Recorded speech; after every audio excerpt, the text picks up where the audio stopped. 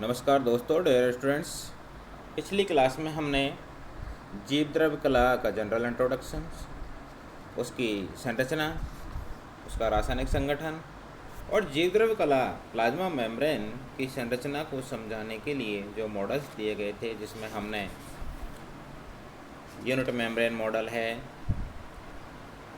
जो कि रॉबर्टसन द्वारा दिया गया था, और रॉबर्टसन के अलावा एक महत्वपूर्ण मॉडल फ्लूइड मोज़ेक मॉडल के बारे में हमने डिस्कस किया था, जो कि सर्वाधिक मान मॉडल भी है। आज की इस क्लास में हम दोस्तों अध्ययन करेंगे, डिस्कस करेंगे जीव द्रव्य कला की विशिष्ट संरचनाएं, यानी कि स्पेशलाइजेशन ऑफ प्लाज्मा मेम्ब्रेन। साथ ही हम ओरिजिन ऑफ प्लाज्मा मेम्ब्रेन का भी अध्ययन करेंगे और जीव द्रव्य कला के कार्य फंक्शंस ऑफ प्लाज्मा मेम्ब्रेन को विस्तार पूर्वक पढ़ेंगे। दोस्तों, पादप ऊतकों की यदि हम बात करें तो पादप ऊतकों में जो विभिन्न कोशिकाएं होती हैं, उन कोशिकाओं की सबसे बाहरी जो भित्ति होती है, जिसे कोशिका भित्ति कहा जाता है, दो पादप कोशिकाओं की कोशिका भित्ति एक दूसरे के संपर्क में रहती हैं। अतः जो पड़ोसी कोशिकाएं होती हैं, उनकी जो जीवद्रव्य कलाएँ होती हैं, हम कह सकते हैं कि वो डायरेक्ट यानी कि सीधे तौर पर एक दूसरे से संपर्क में नहीं रहती है, बल्कि पृथक पृथक रहती है, अलग अलग रहती है। लेकिन यही हम बात करें जंतु कोशिका की, तो दोस्तों जंतु कोशिका में चूँकि वहाँ पर जो सेल वॉल होती है, कोशिका भित्ति होती है, वह अनुपस्थित होती है। अतः इन ऊतकों में जो है विभिन्न कोशिकाओं का जो जीवद्रव्य कलाएँ होती हैं, वो एक दूसरे के डायरेक्ट निकट संपर्क में रहती है। तो जंतु कोशिका में निकट संपर्क में रहती है डायरेक्ट, और पादप कोशिका में जो है निकट संपर्क में नहीं रहती है, क्योंकि वहाँ पर कोशिका भित्ति जो है प्रेजेंट होती है। तो वहाँ पर डायरेक्ट एक दूसरे के संपर्क में जो है कोशिका भित्ति रहती है। तो दोस्तों, दो पादप कोशिकाओं की जो मेम्ब्रेन होती है, प्लाज्मा मेम्ब्रेन जिसे कहा जाता है, इन प्लाज्मा मेम्ब्रेन्स के मध्य में 100 से लेकर के 200 एंगस्ट्रॉम चौड़ा एक स्पेस पाया जाता है, और इन दोनों कलाओं के मध्य में कुछ स्थानों पर कुछ विशिष्ट प्रकार की संरचनाएं निर्मित हो जाती है, संरचनाएं बन जाती हैं, और उनके द्वारा ये मेम्ब्रेन, ये कलाएँ आपस में संपर्क स्थापित करती है। इन विशिष्ट संरचनाओं को जो इस स्पेस में निर्मित होती है, उन्हें जंक्शनल कॉम्प्लेक्स कहते हैं। क्योंकि पादप की यदि हम बात करें तो पादप कलाओं में इन रचनाओं को अवलोकन नहीं किया गया है, और जंतुओं के अंतर्गत जो है इनको देखा गया है, जिसके अंतर्गत जैसे कि टाइट जंक्शन है, गैप जंक्शन है, या डेसमोसोम्स में। अब यदि हम बात करें डेसमोसोम्स की, तो उसमें भी ये 3 प्रकार का होता है। एक होता है स्पॉट डेसमोसोम्स, एक हेमी डेसमोसोम्स, और एक होता है बेल्ट डेसमोसोम्स। इसी प्रकार माइक्रोबलाई है, इंटरजिटिसन्स है, ये कुछ संरचनाएं होती हैं। दोस्तों, जो माइक्रोबलाई होते हैं, जो कि कोशिका प्लाज्मा झिल्ली के स्पेशलाइजेशन होते हैं, विशिष्टीकरण होते हैं। माइक्रोबलाई जो है उंगलियों के समान कुछ संरचनाएं होती है, जो प्लाज्मा मेम्ब्रेन के बहिर्बलन से जो है ये बनती है, और इनका जो प्रमुख कार्य होता है वो होता है अवशोषण के लिए कोशिका की अवशोषण सतह को बढ़ाना, उसमें वृद्धि करना, ये इनका प्रमुख कार्य होता है। इसी प्रकार से दूसरी संरचनाएं होती है, जिसे कैवियोली कहा जाता है। ये भी जो है कोशिका की सतह पर पाई जाने वाली एक कैब जो होती है, गुहा होती है, उसके समान एक अंतर्बलन होता है। ये भी अवशोषण में वृद्धि करने का, अवशोषण को बढ़ाने का। एक होता है लोमासोम्स, जिसकी खोज मोरे और एयर द्वारा की गई थी, और ये मीजोसोम्स के समान ही संरचनाएं होती है, और ये संरचना जो है जो कवक होती है उनमें पाई जाती है, और इन्हें बॉर्डर बॉडीज भी कहा जाता है। लोमासोम्स जो है कोशिका भित्ति और कोशिका झिल्ली के मध्य में स्थित होती है, और कोशिका भित्ति के संश्लेषण से संबंधित होती है। अर्थात हम कह सकते हैं कि जो कवक होती है उनमें कोशिका भित्ति के संश्लेषण में ये हेल्पफुल होती है। उसके बाद में आता है मीजोसोम्स। मीजोसोम्स जो है जीवाणुओं में पाए जाने वाला एक संरचना होती है, जो कि जीवाणुओं में इलेक्ट्रॉन ट्रांसपोर्ट सिस्टम, श्वसनी जो इलेक्ट्रॉन ट्रांसपोर्ट सिस्टम होता है, वहाँ ये हेल्पफुल होती है। उसके बाद में आता है cell surface junctions. Cell surface junctions की यदि हम बात करते हैं तो उसमें मेनली आता है जैसे प्लाज्मोडेस्माटा। प्लाज्मोडेस्माटा जो है स्टारबर्गर और के द्वारा जो है ये नाम दिया गया था, और दो पास पास स्थित जो पादप कोशिकाएँ होती हैं, उन पादप कोशिकाओं में कोशिका द्रव्य संयोजन जो है इस प्लाज्मोडेस्माटा के द्वारा ही होता है। प्लाज्मोडेस्माटा वैसे जो बहुकोशिकीय प्लांट होते हैं ये उनकी विशेषता होती है, और दो निकट निकट पास पास स्थित जो कोशिकाएं होती हैं उन दोनों कोशिकाओं का जो कोशिका द्रव्य होता है, उन कोशिका द्रव्य का उस साइटोप्लाज्म का जो साइटोप्लाज्मिक कनेक्शन होता है वो इस प्लाज्मोडेस्माटा के माध्यम से ही बना हुआ होता है, और इसी से जो है विभिन्न प्रकार के पदार्थों का प्रवाह होता है। और ये जो ट्रांसपोर्टेशन होता है ये एक प्रकार का सिम्प्लांट मार्ग बनाने का यहाँ पर ये कार्य करते हैं।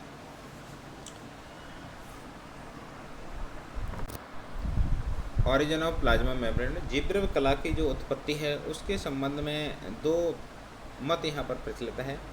पहला मत ये कहता है कि जीवद्रव्य कला एक स्वतंत्र अंगक होता है, ऑर्गेनेल्स होता है, और जो कोशिका भित्ति की वृद्धि के साथ साथ जब किसी भी पादप कोशिका की कोशिका भित्ति में वृद्धि होती जाती है तो उसके साथ साथ जो है वृद्धि करते हुए इसकी वृद्धि समायोजित होती रहती है, ये पहला मत कहता है। जबकि दूसरा मत जो है उस मत के अनुसार कोशिका का जो कोशिका द्रव्य होता है उस कोशिका द्रव्य के साइटोसोल में, यानी कि उसका जो हिंदी में कहे तो भरण द्रव्य यानी कि साइटोसोल में पर्याप्त मात्रा में निष्क्रिय रूप से वहाँ पर प्रोटीन के अणुओं का मतलब पुल पाया जाता है। बहुत सारे प्रोटीन के अणु उसमें तैरते हुए जो है पाए जाते हैं, और ये जो तैरते हुए कण होते हैं ये कण कोशिका द्रव्य की सतह पर आ जाते हैं, और यहाँ उपस्थित जो अन्य दूसरे सक्रिय पदार्थ होते हैं उन सक्रिय पदार्थों के साथ में मिल करके और प्लाज्मा मेम्ब्रेन का जो है निर्माण करते हैं। तो ये दूसरा मत है जिसके अनुसार जो है प्लाज्मा मेम्ब्रेन का निर्माण होता है। और जो दूसरा मत है इस मत को हम अधिक मैन मत मानते हैं, क्योंकि जब किसी भी कोशिका की जो प्लाज्मा मेम्ब्रेन होती है उसकी जब तुरंत रिपेयरिंग होती है, मरम्मत होती है, तो उस मरम्मत को रिपेयरिंग को भी जो है इस मत के द्वारा आसानी से समझा जा सकता है। तो इस प्रकार से प्लाज्मा मेम्ब्रेन की ओरिजिन के संबंध में ये दो मत प्रचलित है। उसके बाद में नेक्स्ट टॉपिक आता है जीवद्रव्य कला के जो कार्य हैं, फंक्शंस ऑफ प्लाज्मा मेम्ब्रेन। दोस्तों जीवद्रव्य कला जो है जीवद्रव्य का एक अत्यंत महत्वपूर्ण जो है एक आवरण होता है, और बाहर की ओर ये वातावरण के डायरेक्ट संपर्क में रहता है और भीतर की ओर जो है जीवद्रव्य के संपर्क में रहता है। तो जीवद्रव्य की जो सक्रियता है, उसका जीवन, उसके कार्य, ये विभिन्न जो बातें हैं ये सब जो है जीवद्रव्य की सक्रियता पर उसके जीवन पर निर्भर करती है।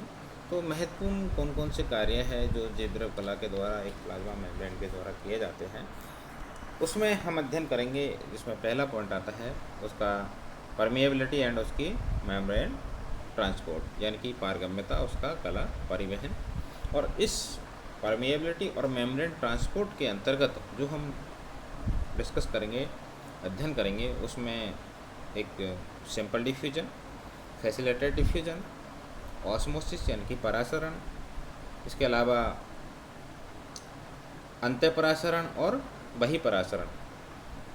परासरण में भी हम दो प्रकार का परासरण डिस्कस करेंगे, एक अंतःपरासरण और एक बहिपरासरण। इसके अलावा एक्टिव ट्रांसपोर्ट, को ट्रांसपोर्ट, वेस्कुलर ट्रांसपोर्ट। यदि हम बात करें वेसिकुलर ट्रांसपोर्ट की तो दोस्तों वेसिकुलर ट्रांसपोर्ट पुनः दो प्रकार का हो जाता है, एक होता है एंडोसाइटोसिस और एक होता है एक्सोसाइटोसिस।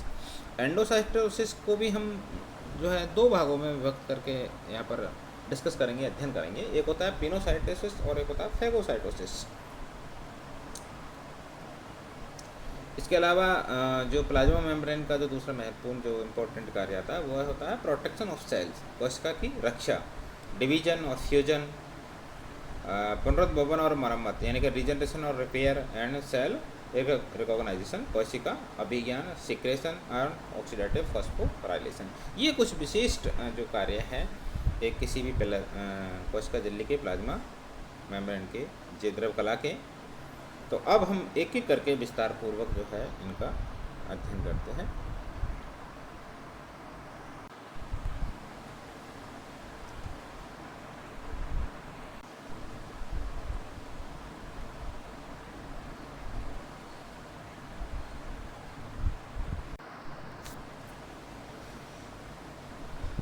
पहला कार्य आता है परमेबिलिटी एंड मेम्ब्रेन ट्रांसपोर्ट। दोस्तों, यदि हम पारगम्यता की बात करें तो कोशिका में होने वाला संपूर्ण आदान प्रदान जो है एक जीवद्रव्य कला के माध्यम से ही होता है, प्लाज्मा मेम्ब्रेन से ही होता है। और परमेबिलिटी के आधार पर वैसे देखा जाए तो जो प्लाज्मा मेम्ब्रेन होती है वो 4 प्रकार की होती है, जिसमें पहला आता है अपारगम्य, यानी कि ऐसी परत जिसके आर पार कोई भी तरल पदार्थ या जो गैसीय पदार्थ होता है वो नहीं आ जा सकता है, जैसे कि इसका एग्जाम्पल है क्यूटिकल। दूसरा आता है परमिएबल, यानी कि पारगम्य, यानी कि ऐसी परत जिससे तरल पदार्थ रिस कर आर पार हो जाते हैं वो कहलाती है उसकी परमिएबिलिटी। इसका एग्जाम्पल है कोशिका भित्ति। और एक होता है सेमी परमिएबल, यानी कि ऐसी परत जिसमें से जल यानी कि विलायक तो रिस करके चला जाता है, लेकिन उसमें जो घुलित पदार्थ है यानी कि जो विलेय है वो उसमें रिस करके नहीं जा पाते हैं। तो इसका एग्जाम्पल है प्लाज्मा मेम्ब्रेन यानी कि जीवद्रव्य कला। और एक आता है सेलेक्टिव परमिएबल, यानी कि ऐसी परत जिनमें से जल और कुछ घुलित पदार्थ, कुछ विलेय पदार्थ जैसे कि ग्लूकोज है या और कोई साल्ट है वो उसमें से रिस करके चले जाते हैं, पार हो जाते हैं, तो ये कहलाता है सेलेक्टिवली परमिएबल मेम्ब्रेन। और इसका एग्जाम्पल भी है प्लाज्मा लेमा यानी कि जीवद्रव्य कला।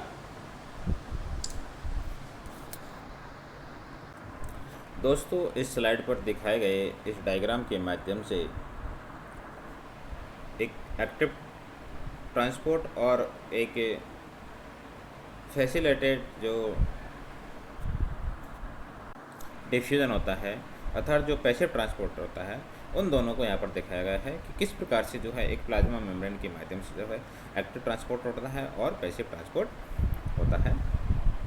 पैसिव ट्रांसपोर्ट का मतलब होता है जिसमें ऊर्जा का उपभोग नहीं होता है, यानी कि एनर्जी खर्च नहीं होती है, और दूसरा होता है जिसमें एनर्जी खर्च होती है, उसे एक्टिव ट्रांसपोर्ट कहा जाता है। तो पैसिव ट्रांसपोर्ट की यदि हम बात करते हैं तो उसमें सबसे पहले हम पढ़ते हैं सिंपल डिफ्यूजन, यानी कि एक सरल विसरण जिसे कहा जाता है। दोस्तों, सरल विसरण के अंतर्गत जो है एनर्जी खर्च नहीं होती है, और यहाँ पर इस प्रकार के जो विसरण हैं इसमें जो अणु होते हैं वो अपनी उच्च सांद्रता से निम्न सांद्रता की ओर गमन करते हैं। अर्थात हम कह सकते हैं कि यहाँ पर जो जिन पदार्थों के अणुओं का विसरण होता है वह सांद्रता प्रवणता के अनुसार होता है। दूसरा आता है फैसिलिटेड डिफ्यूजन। दोस्तों, इस प्रकार का जो विसरण होता है ये भी एक सिंपल डिफ्यूजन की भांति ही होता है, और इसमें भी ऊर्जा का व्यय नहीं होता है, मतलब ऊर्जा खर्च यहाँ पर भी नहीं होती है। और इसमें भी जो सांद्रता प्रवणता है कणों की उसके अनुसार यहाँ पर जो है ये होता है।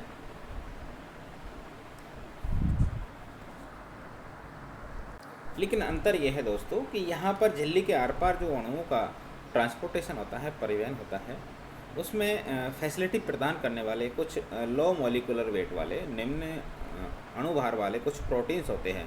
वो प्रोटीन्स जो है उसको फैसिलिटी प्रदान करते हैं, अतः उसे जो है फैसिलिटेड डिफ्यूजन कहा जाता है।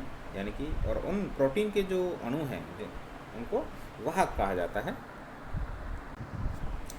उसके बाद में नेक्स्ट आता है परासरण, यानी कि ऑस्मोसिस। जो अर्धपारगम झिल्ली होती है उस अर्धपारगम झिल्ली से सेमी परिमेबल जो मेम्ब्रेन है उससे विलायक यानी कि जल के अणुओं का अपनी उच्च सांद्रता से निम्न सांद्रता की ओर जो गमन होता है उसी को जो है परासरण कहा जाता है, यानी कि उसे ऑस्मोसिस कहा जाता है। ऑस्मोसिस जो क्रिया होती है ये अपने 2 प्रकार की होती है। यदि किसी भी कोशिका के द्वारा बाह्य वातावरण से जल को अंदर प्रवेश यानी कि ग्रहण किया जाता है तो उसे एंडोस्मोसिस कहा जाता है, अंतःपरासरण कहा जाता है, जिससे कोशिका जो है फूल जाती है, उसमें टर्जिडिटी आ जाती है और उपापचयिक क्रिया जो है आसानी से उसमें संपन्न होती है। और जब इस प्लाज्मा मेम्ब्रेन की सहायता से कोशिका से जल बाहर निकलता है तो उसको कहा जाता है एक्समोसिस, यानी कि बाह्य परासरण कहा जाता है। और बाह्य परासरण के दौरान जो कोशिका होती है वो स्लथ हो जाती है, यानी कि कोशिका फ्लैजिड हो जाती है। तो और ज़्यादा यदि इस प्रकार की प्रक्रिया चलती रहती है तो उस कंडीशन में से प्लाज्मोलाइसिस हो जाता है। यदि जो सतलता है वो यदि एक लंबे समय तक जारी रहे तो यहाँ पर जो सेल होती है मतलब उसकी डेथ भी हो सकती है। उसके बाद में आता है एक्टिव ट्रांसपोर्ट, यानी कि जल के अणुओं का परिवहन यदि उसकी सांद्रता प्रवणता के विपरीत यदि किया जाता है तो वहाँ पर ऊर्जा की आवश्यकता होती है, इसलिए इस प्रकार का जो ट्रांसपोर्ट है उसे एक्टिव ट्रांसपोर्ट कहा जाता है। यानी कि हम कह सकते हैं कि कम सांद्रता वाले क्षेत्र से अधिक सांद्रता वाले क्षेत्र की ओर यदि अणुओं का गमन होता है तो वहाँ पर ऊर्जा की आवश्यकता होती है, वहाँ पर एटीपी की आवश्यकता होती है, और एटीपी के द्वारा जो है उनका गमन जो है कम सांद्रता से उच्च सांद्रता की ओर कराया जा सकता है। तो यहाँ पर जो है इस प्रकार का जो ट्रांसपोर्ट होता है उसे अपहिल ट्रांसपोर्ट यानी कि अपहिल परिवहन भी कहा जाता है।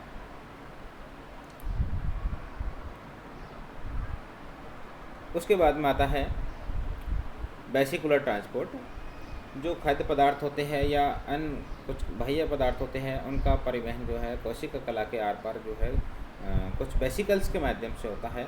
कुछ छोटे छोटे वेसिकल्स का मतलब होता है सूक्ष्म गोलाकार कुछ खंडों के रूप में वहाँ पर होता है। वेसिकल्स के रूप में जो खाद्य पदार्थ होते हैं उनका अंतर्ग्रहण भी हो सकता है, उसका बहिर्गमन भी हो सकता है। यदि अंतर्गमन होता है अंतर्ग्रहण होता है तो उसे एंडोसाइटोसिस कहा जाता है, और बहिर्गमन होता है इजेक्शन होता है तो उसको जो है एक्सोसाइटोसिस कहा जाता है। दोस्तों जो एंडोसाइटोसिस जिससे कि बल्क ट्रांसपोर्ट भी कहा जाता है, इसके अंतर्गत पुनः दो कैटेगरी आती है। एक होता है पिनोसाइटोसिस, और पिनोसाइटिस को जो है सेल ड्रिंकिंग भी कहा जाता है। ये शब्द जो है WH लेवाइस के द्वारा 1934 में दिया गया था, और इसमें जो तरल पदार्थ होते हैं वो प्लाज्मा झिल्ली के माध्यम से छोटी छोटी वेसिकल्स नुमा संरचनाओं के रूप में अंतर्ग्रहण किए जाते हैं, इसलिए इसे पिनोसाइटोसिस कहा जाता है। दूसरा आता है फेगोसाइटोसिस, इसे सेल ईटिंग कहा जाता है, और ये शब्द जो है मैचेनिकॉफ द्वारा दिया गया था। इसमें जो जटिल पदार्थ होते हैं, जो ठोस पदार्थ होते हैं, उनको प्लाज्मा झिल्ली की सहायता से, प्लाज्मा लेमा की सहायता से जो है छोटी छोटी वेसिकल्स के रूप में, फेगोसोम्स के रूप में उन्हें अंतर्ग्रहण किया जाता है, अतः इसे फेगोसाइटोसिस कहा जाता है। दूसरा आता है एक्सोसाइटोसिस, यानी कि इसे सेल वोमिटिंग भी कह सकते हैं। इसके द्वारा जो कोशिका है अपने अंदर निर्मित अपशिष्ट पदार्थों को प्लाज्मा झिल्ली के माध्यम से बहिर्गमन करती है, वो कहलाता है एक्सोसाइटोसिस। जो सिक्रेटरी सेल्स होती है, स्रावी कोशिकाएं होती है, उन स्रावी कोशिकाओं में मेनली जो है यहाँ पर ये संरचना अधिक पाई जाती है, यानी कि इस प्रकार की संरचना नहीं, सॉरी क्रिया जो है देखने को अधिक मिलती है। उसके बाद में अगला प्लाज्मा मेम्ब्रेन का जो कार्य है वह है प्रोटेक्शन ऑफ सेल, यानी कि कोशिका की सुरक्षा। सेलेक्टिव परमेबल जो मेम्ब्रेन होती है उसका एक विशिष्ट गुण होता है कि वो कोशिका द्रव्य को उसके जो बाह्य विषैले पदार्थ होते हैं या जो घातक पदार्थ होते हैं उनसे उनकी सुरक्षा करती है, अतः इन पदार्थों को जीवद्रव्य कला कोशिका के भीतर प्रवेश नहीं करने देती है। तो ये इसका महत्वपूर्ण कार्य होता है प्रोटेक्शन ऑफ सेल। उसके बाद में आता है डिवीजन एंड फ्यूजन। कोशिका विभाजन के दौरान जब साइटोकाइनेसिस होता है तो साइटोकाइनेसिस के अंत में जब दो कोशिकाएं निर्मित होती है तो जो नवीन कोशिकाएं हैं उनमें जो प्लाज्मा मेम्ब्रेन होती है, कोशिका कला होती है, उसका निर्माण भी इसी के द्वारा होता है, जिससे कि विभाजन की जो सेल डिवीजन है उसकी जो प्रक्रिया है, उसकी जो क्रिया है वो पूर्ण हो जाती है। परिपक्व कोशिकाओं की यदि हम बात करें तो परिपक्व जो कोशिकाएं होती हैं, मैच्योर सेल्स होती हैं, उनमें जो वैक्यूल होती है, उस वैक्यूल उस रिक्तिका के निर्माण के समय जो टीनोप्लास्ट होता है, उस टीनोप्लास्ट का निर्माण भी जो है इन जीवद्रव्य कलाओं के विभाजन और उनके संलग्न होने से ही होता है। नेक्स्ट कोशिका का प्लाज्मा मेम्ब्रेन का कार्य आता है मतलब रीजनरेशन और रिपेयर, यानी कि पुनरुद्भवन और मरम्मत। प्लाज्मा मेम्ब्रेन में रीजनरेशन की असीम कैपेसिटी पाई जाती है, और जब कभी भी किसी कारणवश यदि कोई प्लाज्मा मेम्ब्रेन फट जाती है, टूट जाती है, तो वो रीजनरेशन के द्वारा पुनः जो है रिपेयर हो जाती है। नेक्स्ट आता है सेल रिकॉग्नाइजेशन। जीवद्रव्य कला मॉडल जो लिप फ्लूइड मोज़ेक मॉडल है उसके अंतर्गत हमने पढ़ा था कि कोशिका कला की जो बाह्य सतह होती है उस सतह पर हमने देखा था कि जो एक्सटेंसिंग प्रोटीन्स होती है उस पर कुछ विशिष्ट प्रकार के ग्लाइकोप्रोटीन और ग्लाइकोलिपिड की कुछ श्रृंखलाएँ जो है पाई जाती हैं, और ये ग्लाइकोप्रोटीन और ग्लाइकोलिपिड होती है, यही सेल रिकॉग्नाइजेशन में, कोशिका अभिगान में हेल्पफुल होती है। इन्हीं की सहायता से सेल टू सेल रिकॉग्नाइजेशन का कार्य जो है किया जाता है। नेक्स्ट कोशिका का प्लाज्मा मेम्ब्रेन का कार्य होता है सिक्रेशन कार्बन। कोशिकाओं में राइबोसोम की सतह पर जो प्रोटीन होती है उनका संश्लेषण होता है, और प्रोटीन ये संश्लेषित जो प्रोटीन होते हैं ये कोशिका उपापचय के लिए हमेशा उपलब्ध नहीं रहते हैं। इन्हें सक्रिय करने के लिए, या हम कह सकते हैं कि उपयोगी स्वरूप प्रदान करने के लिए जो जीवद्रव कला होती है उसकी एक महत्वपूर्ण भूमिका इसमें होती है। नेक्स्ट आता है ऑक्सीडेटिव फॉस्फोराइलेशन। दोस्तों यूकेरियोटिक सेल्स में जो माइटोकॉन्ड्रिया होता है उसमें जो क्रिस्टी पाए जाते हैं, या हम कहें कि जो प्रोकैरियोटिक सेल्स होती है उसमें जो प्लाज्मा मेम्ब्रेन होती है उसमें कुछ ऑक्सीडेटिव फॉस्फोराइलेशन या एटीपी संश्लेषण संबंधित जो है कुछ एंजाइम्स पाए जाते हैं। तो ये जो एंजाइम्स होते हैं इनका सक्रिय विमोचन हेतु जो है आवश्यक जो सतह है वो प्लाज्मा मेम्ब्रेन के प्लाज्मा लेमा के द्वारा ही प्रदान की जाती है। तो दोस्तों इस प्रकार से आज हमने इस पूरी क्लास में डिस्कस किया था कि जो प्लाज्मा मेम्ब्रेन होती है उस प्लाज्मा मेम्ब्रेन की कौन कौन सी स्पेशलाइज्ड जो है स्ट्रक्चर होती है, संरचनाएं होती है, विशिष्ट संरचनाएं होती है, और उसका ओरिजिन किस प्रकार से होता है, और साथ ही जीवद्रव कला के कौन कौन से कार्य है। थैंक यू दोस्तों।